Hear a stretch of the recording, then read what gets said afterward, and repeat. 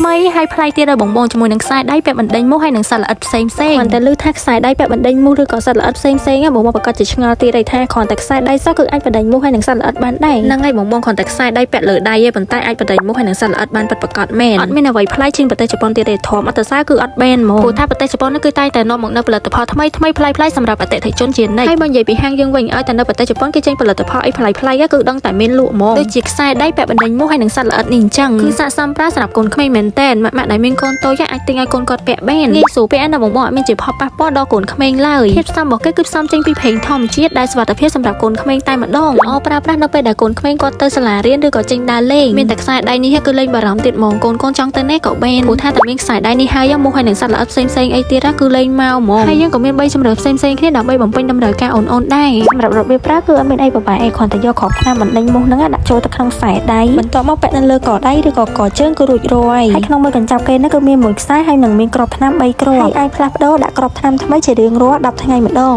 សម្រាប់បងណាដែលចង់ទិញខ្សែដៃនេះឲ្យកូនបងរកទិញបាននៅហាងលក្ខសរិយាយើងទាំងពីរសាខាឬក៏បងអាចឆាតចូល page ក៏បានតែបើសិនជាបងចង់មើលផលិតផលថ្មីជាច្រើនទៀតបងចង់ link Telegram ដែលយើងបានដាក់នៅក្នុង description នឹងបានណា